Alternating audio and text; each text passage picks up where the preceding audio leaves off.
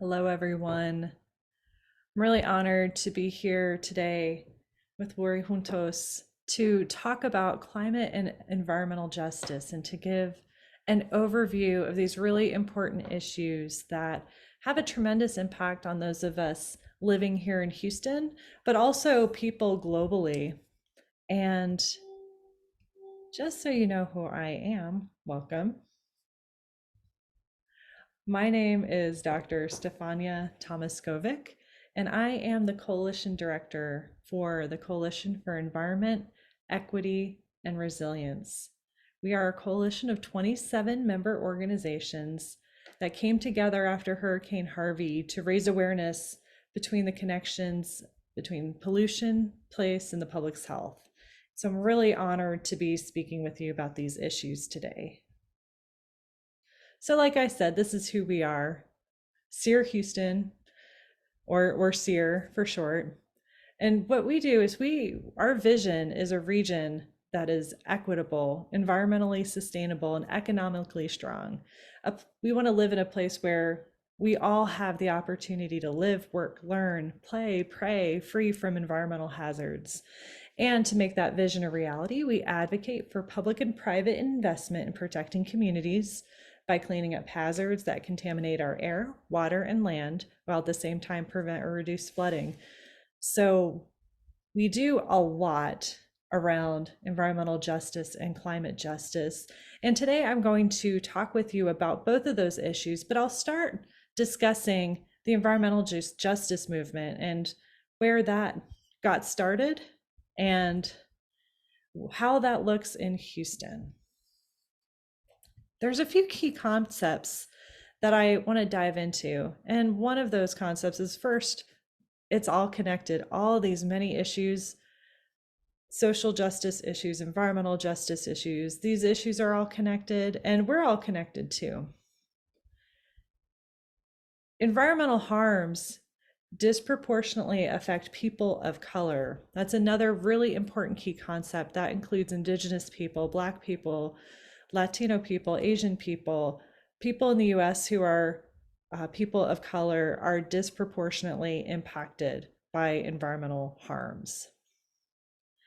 So the opposite of environmental injustice is justice, right? And what does that require? It requires fair and meaningful involvement, a seat at the table, an opportunity to direct outcomes, right? And ensure that communities are able to be restored, to reduce exposure, and to really find the opportunities that they need to thrive. And our region in the greater Houston area, we do have many examples of environmental injustice, places where people have been harmed by environmental pollution and other environmental issues. So I want to really honor the Reverend Dr. Martin Luther King here. And some of you may know Dr. King for his work in the civil rights movement. Before he was murdered in Memphis, he had actually gone there to support sanitation workers.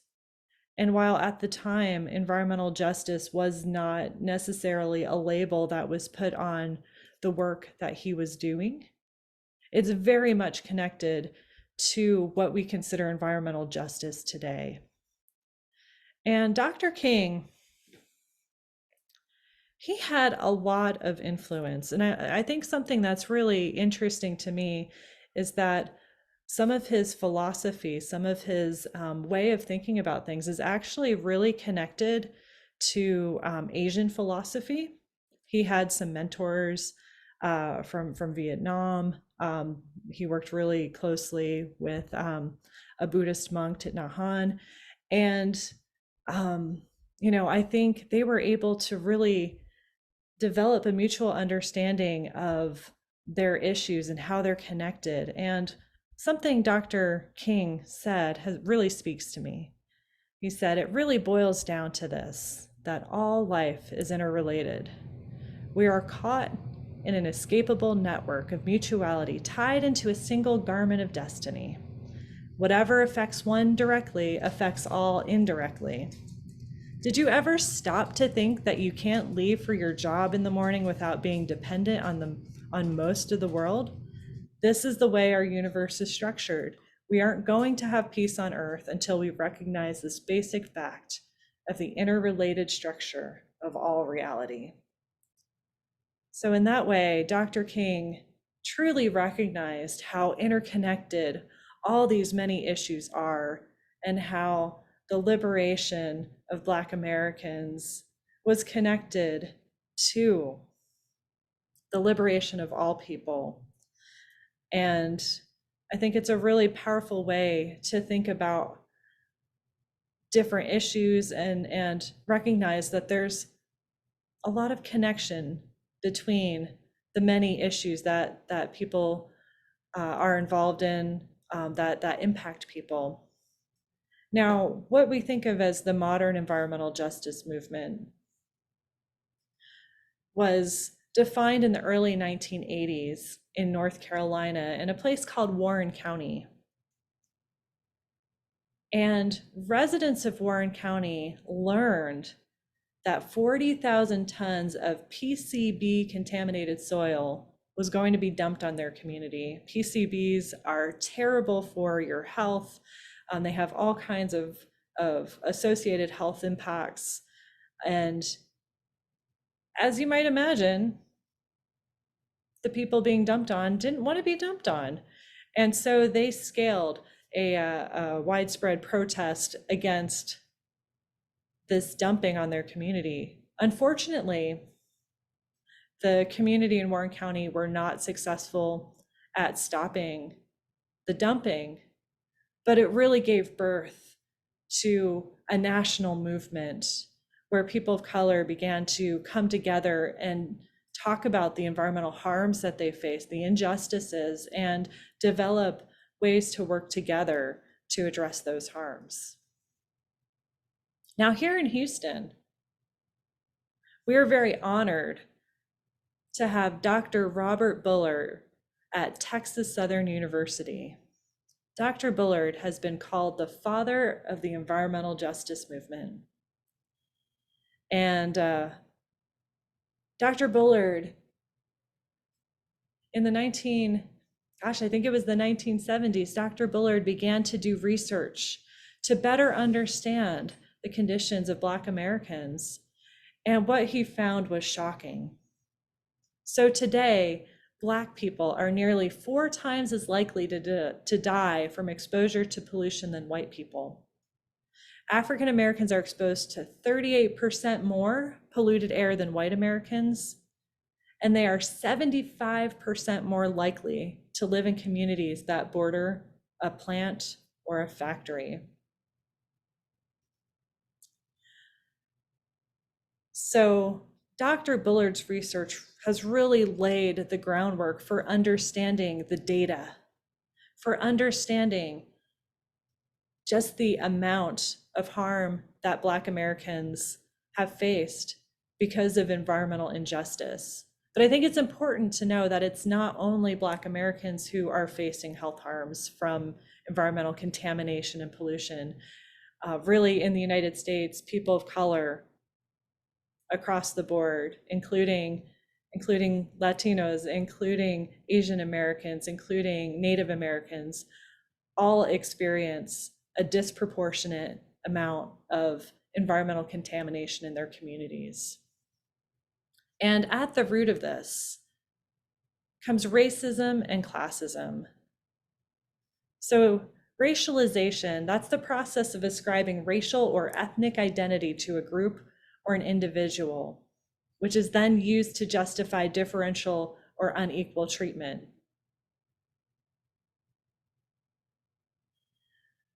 So there's different levels of racialization. The first level being internal racialization. And it may look like people believing they are less than, or people believing that they are better than because of their racial identity or their ethnic identity. It could be interpersonal between two people, right? Where There could be explicit bias, right?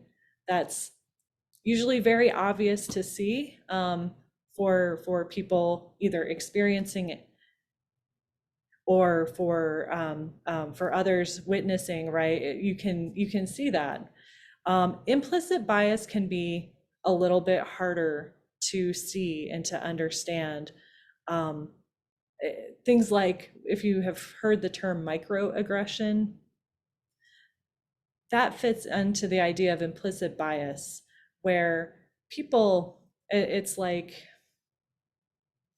culture is the water that you're in, and fish don't know, like you can't, you don't always know the water that you're in because you're so used to being in it. And so implicit bias is often very subtle, where you know something's there, or you might know something's there, but it's harder to describe and to see. And that happens usually at the interpersonal level. But you think at the root of everything, people are making decisions about policies, about structures, and those implicit and explicit and internal ideas come into policy making, right? And that's how you end up with biases in policies and practices within an institution or a system. And in the United States, one of those policies that really created a lot of harm was a policy called redlining. And redlining basically separated out communities, saying, banks don't give loans to people in this community. This is this neighborhood is on the other side of this line drawn on a map. And often, very often, those lines corresponded with communities of color. So that is one way that racism and that harm got baked into the system. And even though redlining is no longer a practice in the United States, it has been baked in. It has created and shaped the way that things happen now, even without it being a formal policy. And then that turns into how structural racism or racialized outcomes can be produced by the structure of the system itself, right? So that's kind of baking things in, like redlining. It's no longer a policy, but it has baked in outcomes that continue for generations. So I've outlined a little bit about environmental injustice, about how racialization is one of the roots, as well as classism. So just, lower class, middle class, upper class, those kinds of dynamics definitely play out as well in the injustice that people face due to environmental harms. When we think about the flip of that, what is environmental justice? It's really key to think about the fair treatment and meaningful involvement of all people, regardless of their race, color, national origin, income, and with respect to development, implementation, and enforcement of laws, regulations, and policies. So the goal from the EPA standpoint is to make sure that everyone has the same degree of protection from environmental and health hazards, and that everyone experiences equal access to the decision-making process to have a healthy environment in which to live, learn, and work. Now, it can be really hard to imagine this playing out in a way that is fair and equitable when many communities have been historically left out of decision-making, where many communities have been underinvested in, where it's difficult to get good jobs. People might often have to work multiple jobs. What does that mean to have equal access to a decision-making process when, there might be a facility wanting to enter your community and you're working two jobs and you can't make the permit hearing, right? It really, I think, the way our system has evolved has made it very difficult for a lot of people to participate in the system in a meaningful way. And one of the aims of the environmental justice movement is to help counter that, to help provide resources for community members to engage, to participate, to have a voice at the table. When we think specifically about Houston, there's a lot of pollution in our community. And in some ways, we lead the nation in air pollution. This is a figure that was shared by one of our member organizations, Air Alliance Houston.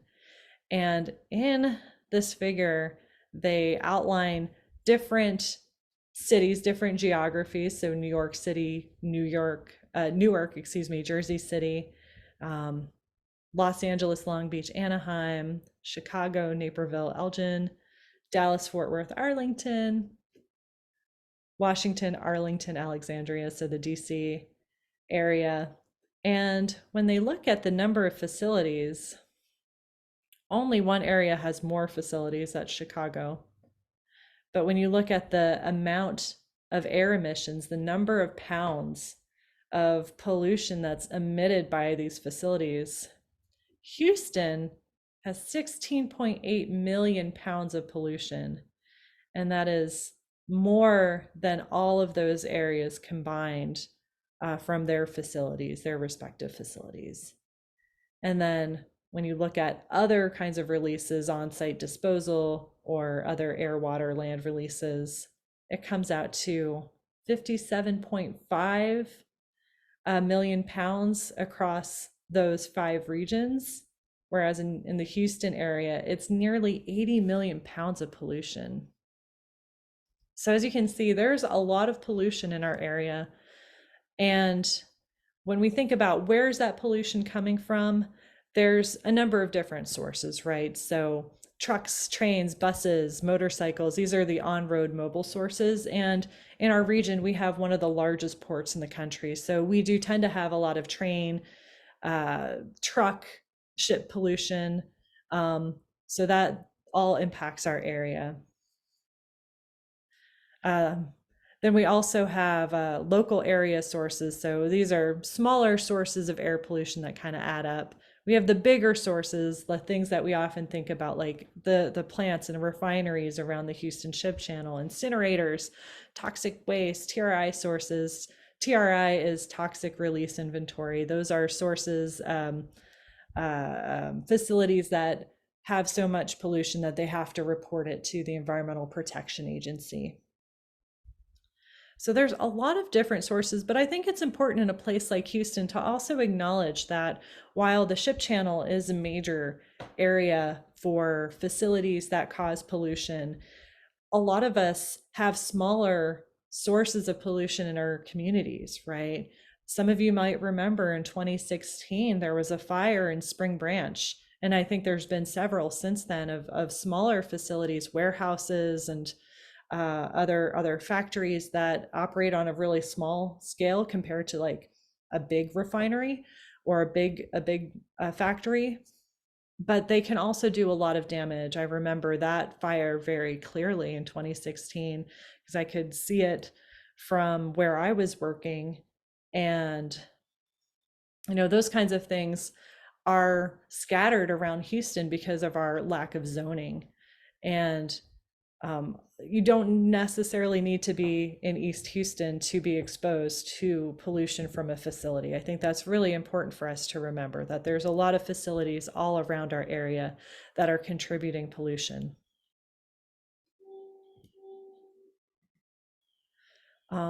Something else that I think is important to mention is that there is excess cancer risk in the Houston region because Houstonians are exposed to certain kinds of cancer-causing air pollution. There is a higher risk, especially in certain communities, of cancer because of that. This is a map that was developed by a journalistic outlet called ProPublica, and they were looking at something called ETO. ETO stands for ethylene oxide.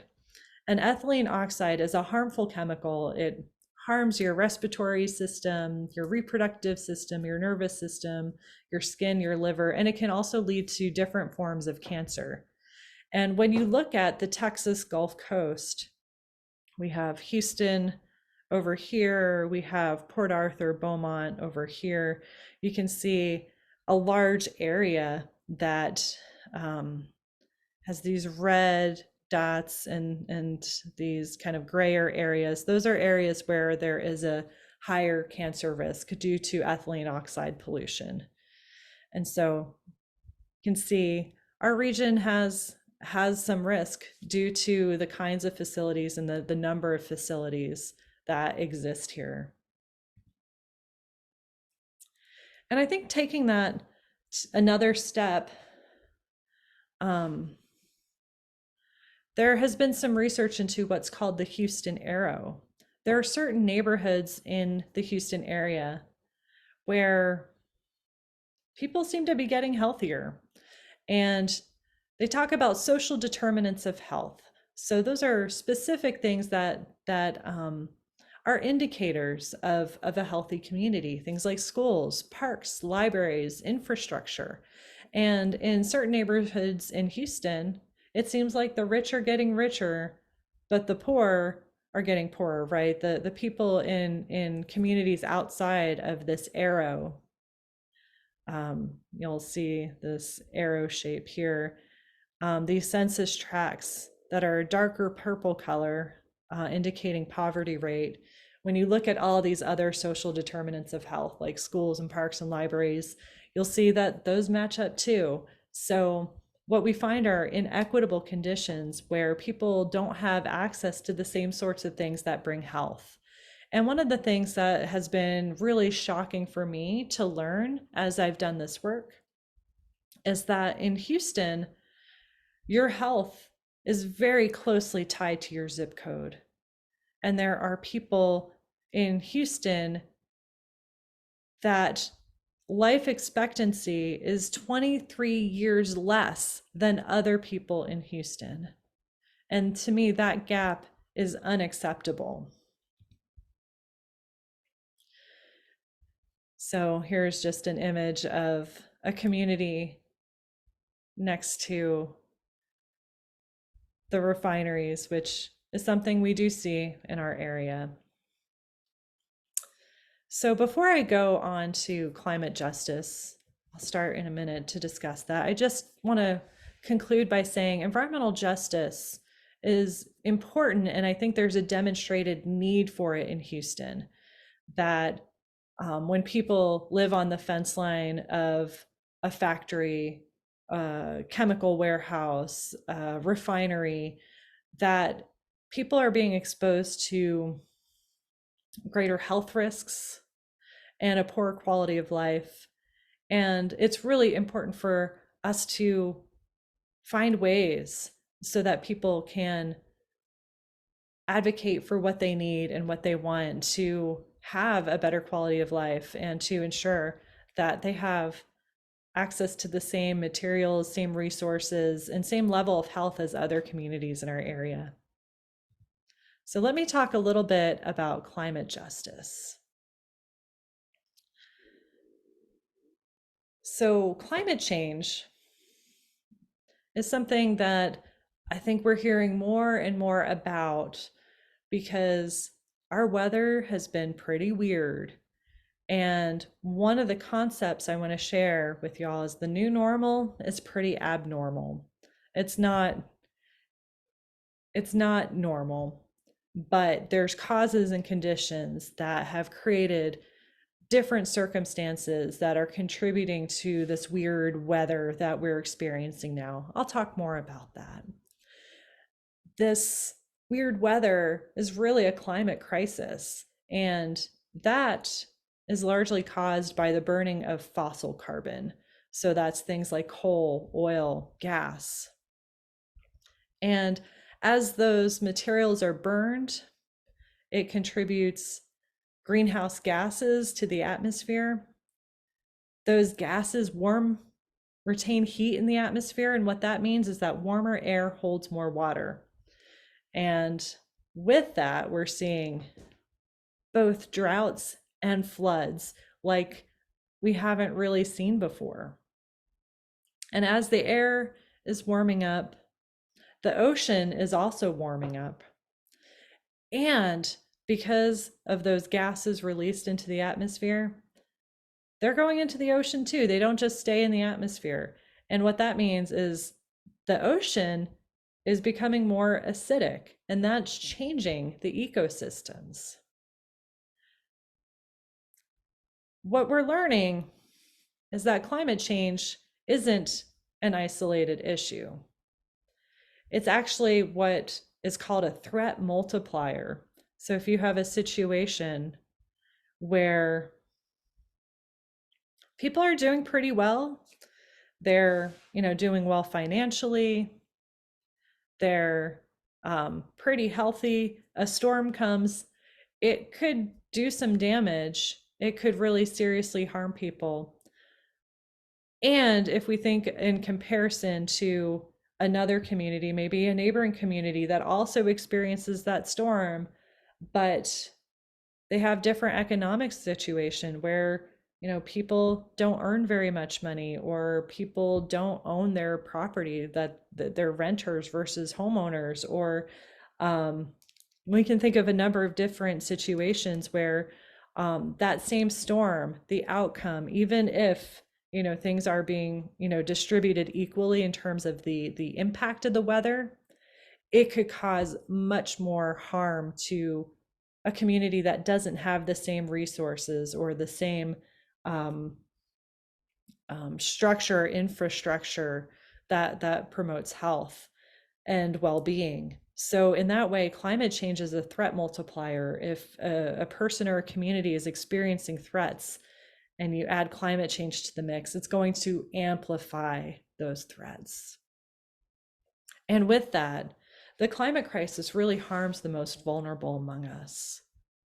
So people who may already be struggling to pay rent or mortgage when a storm comes through and there's a lot of unexpected damage, it's going to really seriously impact them. And even with federal assistance, they may be able to kind of hang on, but it's not going to be easy, right? Versus a situation where someone is less financially vulnerable, right? It's much different.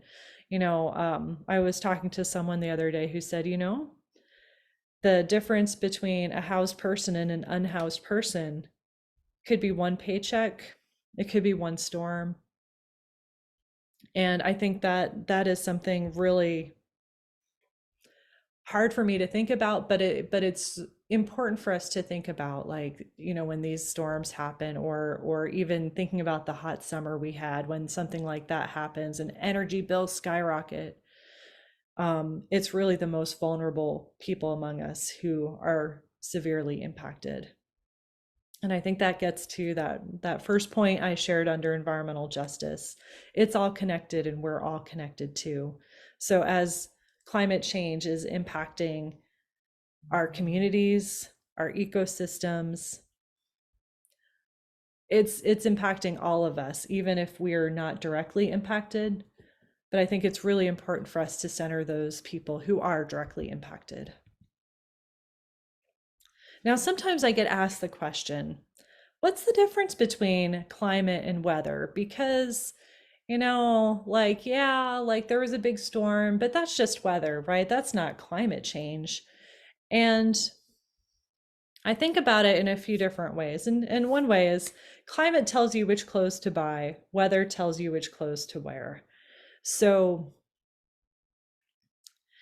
when you begin to notice that you don't need your winter clothes as often in the winter time, that might be indicating a change in climate, right?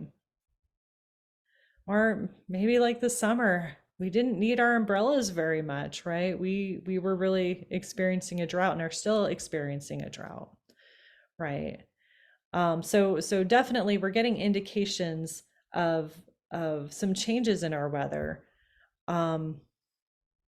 But there is some emerging science that's happening, that where scientists are really trying to understand how climate change is impacting, like one storm, for instance, like Harvey. Harvey was made about 30% worse because of climate change. And that's called attribution science. So scientists are really trying to understand the impact of the climate crisis on more discrete weather events, more individual weather events. But generally, when we're talking about weather, we're talking about like, oh, what's the weather today? Do I need a hat? Do I need a coat? Maybe I need shorts. Climate is like, oh yeah, my winter coat, not using it anymore. Or, gosh, I don't need it except for this 1 week where we're getting really weird winter weather, right? So I hope that's clarifying. And when we think about climate change, I think it's really important to know like the climate is changing. We've been able to document temperature since about the late 18 or the early 1880s. And what uh, what scientists have found is that really the last 10 years have been the warmest years on record. Um, my thinking about my life, the first half of my life has been, or it was much cooler than the second half of my life. And that's kind of shocking to me that there's been a really profound difference in the climate of our country, but also the world across the board. And you'll notice here when you look at this map of the Earth, you'll see a lot of red toward the North Pole, the kind of Arctic region. And the areas around the poles are actually warming up at a much faster rate than some of the other areas across the globe. So that's why that color looks different there. All right, and here's just some more evidence of global warming, right? We're seeing increases in temperature from the 1880s onward. I will say records of weather do go back before 1880, but 1880 is really when thermometers were much more available. People were collecting that kind of information. You can go back into geologic time and look through other ways of understanding weather too, and or understanding climate as you go back in time. And we'll talk a little bit about that. But before we get there, I do want to talk about carbon. So I mentioned to you that fossil fuels, the burning of fossil fuels or fossil carbon, is one of the main drivers of climate change. And one of the ways that we know that there's more carbon pollution or pollution from the burning of carbon in the atmosphere is through CO2 levels, so carbon dioxide levels in the atmosphere. And when I look at my family history, we can go back in time here. I want to introduce you to my grandfather or my great grandfather, Jacob. Jacob immigrated to the United States and he was born in 1877. And when he was born, carbon dioxide levels, CO2 levels in the atmosphere were 289 parts per million. Parts per million is just the way that scientists calculate the content of carbon dioxide or CO2 in the atmosphere. So when my grandfather George was born, this is him as a little baby. He was born in the early 1900s.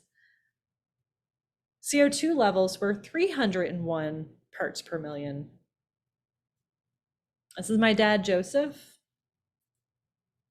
And when Joseph was born, my dad, carbon dioxide levels were 310 parts per million. This is me. When I was born, CO2 levels were 340 parts per million. And then these are my two lovely nephews, Alexander and Joseph, and they were born in 2015. And when they were born, CO2 levels were about 400 parts per million. And today we're seeing CO2 levels in excess of 419 parts per million. So you can see this trend over the last 150 years, basically, of increasing CO2 levels in the atmosphere. And of course, that carbon is coming from the burning of oil, gas, coal, things like that. And when we go back in time, like I mentioned, scientists have been able to use other kinds of data to understand climate. And one of the tools that they've used is actually ice cores from places like Greenland and Antarctica. And they've built a pretty comprehensive record of CO2 levels. There's little gas bubbles that get trapped in the ice, and they're able to go in there, extract the gas, and analyze it. And what they have found is this record. So going back in time, we'll see our atmospheric CO2 levels are spiked right here, but when we look 800,000 years ago, they were much lower. So over that time period, CO2 levels were generally between 180 and 280 parts per million. And it almost looks like a heartbeat monitor, you know, what you would see at the hospital or something like that, how the peaks and the troughs. And what those peaks and troughs relate to generally is changes in the climate that are caused by how our Earth rotates and how it orbits in the solar system. So these are changes that scientists understand really well, and they cause glaciations and interglacials. You might have heard those terms. So when we think back in time, many of you have heard about ice sheets that have covered like North America that have since retreated. And that's what some of these intervals represent, are times when the climate was actually a lot cooler. There were ice sheets that came down into the continents, and then times where things were warmer, glacials and interglacials. But then something very different happened about 100 years ago, and we see a major spike in CO2 levels. So I want to shift gears and talk a little bit about climate threats. So when we think about what are the impacts of climate change, one of those impacts is the heating of the atmosphere. So what does that look like for those of us living here? One, it could look like heat waves. I think some of us experience that. This year is, gosh, 2023, and the summer was the hottest summer I know I've ever experienced. And that's one of the impacts that climate change has, is that it heats the atmosphere, and we can experience things like heat waves, and things like droughts, things like fires. We heard some of those things happening this summer as well. Can also cause flooding. Like I said earlier, warmer air holds more water, and when that water is released, it can cause really intense flooding, as well as rapidly intensifying storms. So for us here in the Houston region, hurricanes happen, and tropical storms. And over the last several years, when hurricanes have been forming in the Gulf, there's been a pattern that I've heard the meteorologists talk about where many of these storms intensify very quickly. So they might go from not being much of anything to a tropical storm very quickly, or to a category 1, 2, 3. Some of those storms have gotten quite large, and that is due to the heat. And polar vortexes, those are those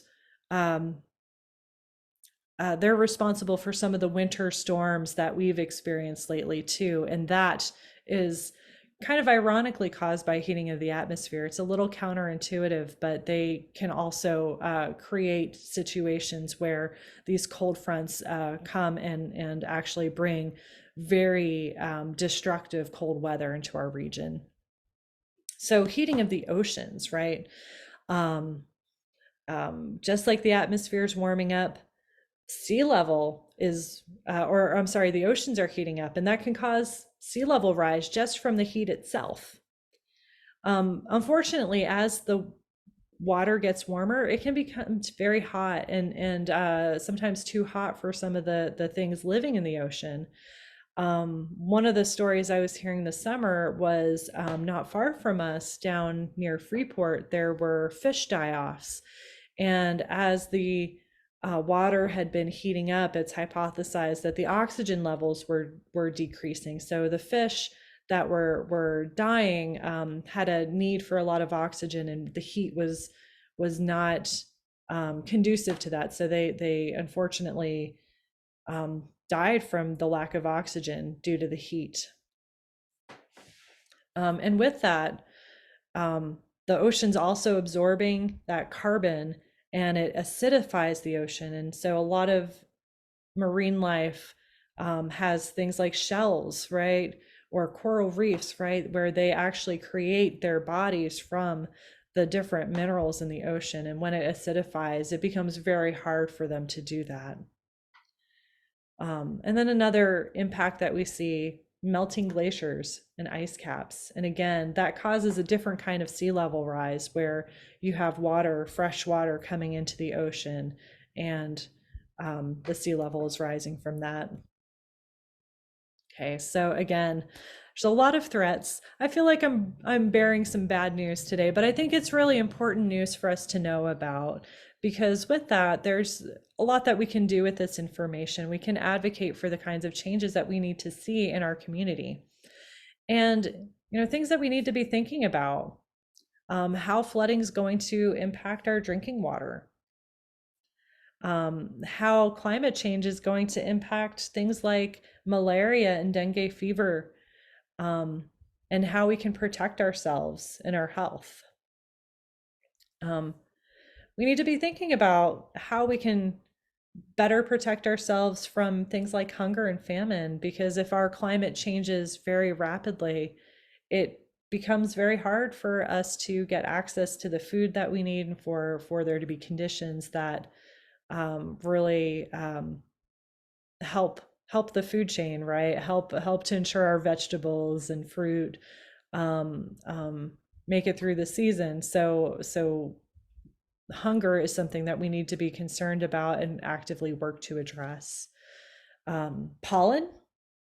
Pollen is one of those issues. Some people I've talked to have noticed that their allergies have gotten a little worse over the last few years. And with temperature rise, pollen seasons are expected to increase. And so people with allergies might get worse allergies. Could also lead to asthma, but pollution can also get worse with the heat too. And right now, scientists are predicting 7 million deaths from air pollution because of climate change. So addressing these things now will help protect us in the future and in the long run. Again, this is just a graph showing different scenarios of climate change. And for those of us here in Houston, what we see is by about 2050, we'll see in this lower scenario, so not as much climate change, and the higher scenario is more climate change. We'll see 3 to 4 degrees of temperature increase. Doesn't sound like much, but over an average, it actually can be a lot. When we look at this higher scenario, we could see 5 degrees of climate change, or 5 degrees of temperature change here. But as you see, like the northern areas of the United States, the upper Midwest, the Rockies, Alaska, they could experience significantly more increase in temperatures. I just want to throw this in here too. So for those of you who experienced the summer of 2023, This was a headline from the Washington Post. Ridiculous heat keeps tormenting Texas with no end in sight. And some meteorologists are saying, well, this was a bit of a prediction for like what temperature could be looking like in the future, what a summer might look like in 2040. This could be what they all look like. And I think there are things that we can do now to help prevent that from happening. But it's not just the hot weather, it's the disasters, right? And Texas leads the country in the number of $1 billion weather and climate disasters. So we're really at risk. And I think that's important for a couple different reasons.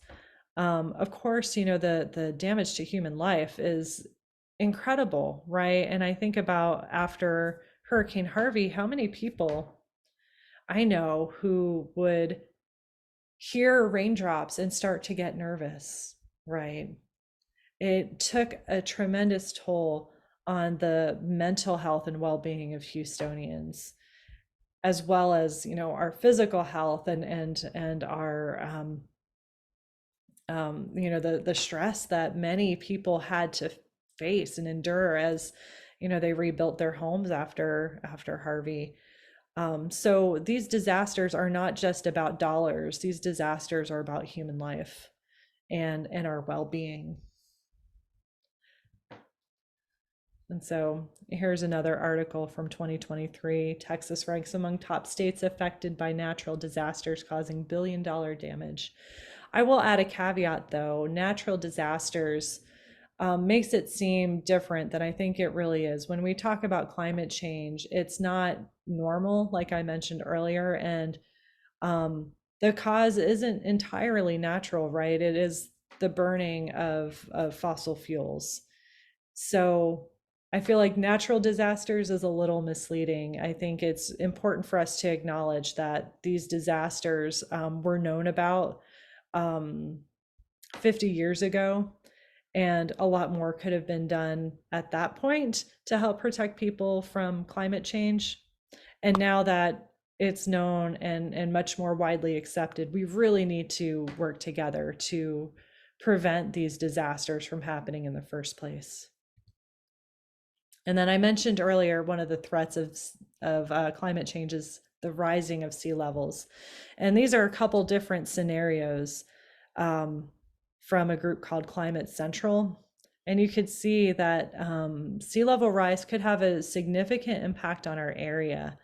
On the right, you'll see this is under about a 2 degree Celsius warming. There's significant inundation in the coast area here. This is Galveston Bay. And so I can't see the words, but this is kind of like the Seabrook area. You'll see that sea levels are expected to climb, and this is kind of a more extreme warming scenario. If really nothing is done to curb climate change, we could have a much more significant sea level rise. And when we look at this is Buffalo Bayou here and the Houston Ship Channel, where we have a lot of different industrial facilities. And so, of course, inundating those facilities through sea level rise is definitely not ideal because of the impacts that it could have on pollution. So how do we bring about change? What do we do? I think it really requires 4 things. One, addressing root causes. What is the root cause of climate change? I mean, we've talked a lot about the burning of fossil fuels. I think we can talk about what systems and structures have led to that too. We need to talk about rights, because everyone deserves and has a right to clean air and clean water. I think we have a right to housing, to healthcare. And we need to really address the rights of people and ensure that people have access to a quality of life and well-being. We also need to talk about reparations. The people at the front lines of the climate crisis are being harmed, but also they tend to be the people who have contributed the least to the climate crisis.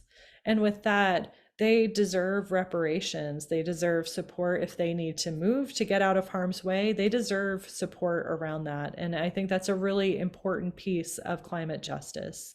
And then lastly, participatory democracy. So when we talked about environmental justice, we talked about fair and meaningful involvement. And I think participatory democracy really speaks to that, right? Like um, people need to vote and be engaged, but I think even more than that, people need to take an active role in determining what's right for them and what's right for their community. All right, so these are some pictures that give me a lot of hope, right? People coming together for clean water, for public transit, for solar power, people standing up and marching for their communities, renewable energy, clean, healthy food. These are all things that are part of the future I know I want to see. And when we talk about climate solutions, I think we need to talk first, we need to talk about it. One of the best things that people can do is to talk about climate change. Sometimes it's a little hard to talk about. Like I said earlier, it can be a little heavy, but it's really important. And the more that we talk about it, the more it's going to be talked about. And the more people are going to want to push for change. I think we also need to be thinking about decolonizing our systems and really embracing indigenous knowledge, indigenous leaders, and their leadership, for people who have lived in these lands for thousands and thousands and thousands of years. They know a lot about this land and have a relationship with it. And I think supporting the indigenous people of our communities is really important as we think about climate solutions. And we also need to think about dismantling white supremacy, right? So we know that a lot of the systems that put in place that disproportionately harm people of color, these systems are also contributing to climate change. And addressing that is really important to make sure people are able to live in and have access to clean water, have access to a healthy home, have access to good paying jobs that don't pollute the earth, right? So there's other things that I think are really important too, right? Like making polluters pay. Um, Unfortunately, as it stands right now, a lot of taxpayers in the United States are actually subsidizing pollution and climate solutions for industry, right? So as they're trying to rethink their business models, a lot of that's like these pilots are coming out of taxpayer dollars. I think it's really important to have a structure that ensures that polluters pay for the damage that they're causing and can really support the people most impacted. Disinvestment from fossil fuels can help. Prioritizing energy efficiency. Like for me, energy efficiency is really the no-brainer here in that having a home that can retain the cool air during the summer, that can keep in the hot air during the winter, where you don't have to run your heat or your air conditioner constantly. It saves money and it's doing something really important. It's not using the energy in the first place, right? Or it's using much less. And to me, that just makes so much sense, and is a really good way to make our homes safer and more comfortable. And it could possibly help us save money in the long run too. And with that, renewable energy, right? So if we have to use energy, can we get solar energy or wind power, things that are less harming to the climate.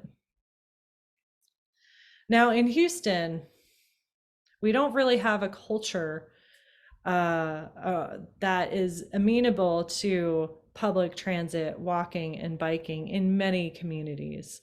Um, for some people, it can be really hard to walk around in their neighborhood, and finding strategies that help promote that, help promote lower um, emissions through things that often make us healthier: walking, biking, taking public transit.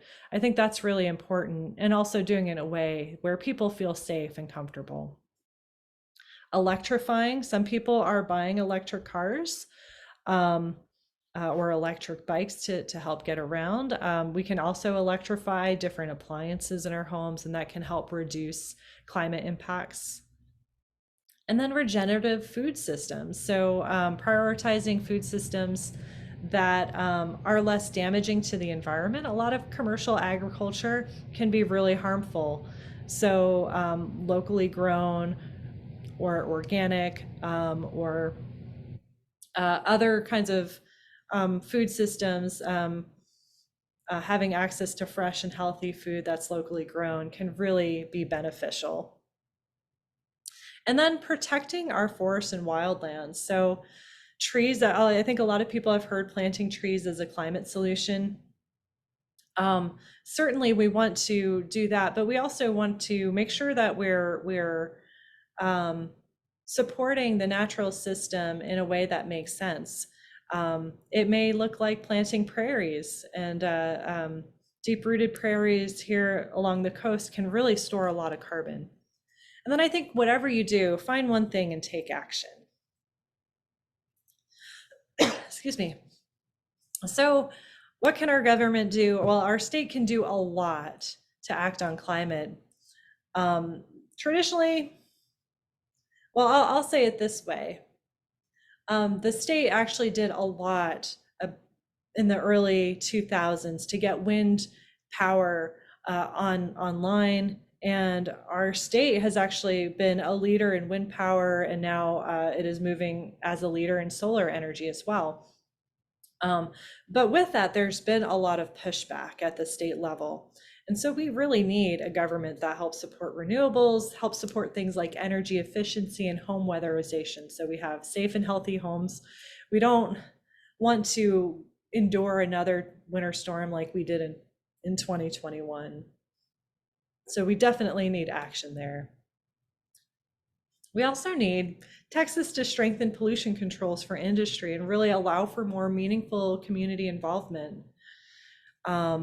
We need the Texas Commission on Environmental Quality to really explicitly consider cumulative impacts in the placement of polluting facilities. So when a excuse me, when a facility is getting a permit, it's really looked at in isolation, and the state doesn't consider the impact of pollution from all the facilities in the surrounding area. So there can be compounding impacts or cumulative impacts impacting people's health that just isn't examined, and so community members end up having to deal with the burden of those impacts. So we really need a state that looks at those things and considers them, and allows for either permit modifications or the denial of permits based on those findings.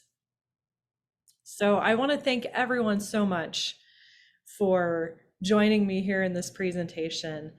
There is so much work to be done to support meaningful climate action in our city and our state and our country even.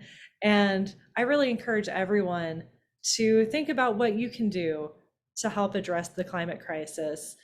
For me, it's really important thinking to that first principle I shared with you. It's all connected, and we're all connected too, right? We know that issues like immigration have a strong connection to the issue of climate change. Right now, there are people who are having to leave their homelands because of droughts or because of floods. and it's creating a lot of instability in certain regions and countries. And so it's really changing how we need to be thinking about our relationships with our neighbors in other countries, with people coming into this country, and it really impacts us on many, many levels, right?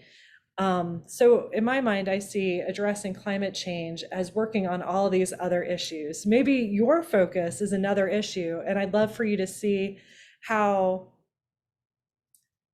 how it looks for you to think about climate change in terms of the issues that you really care about, because I guarantee there is a connection. Thank you so much for your time.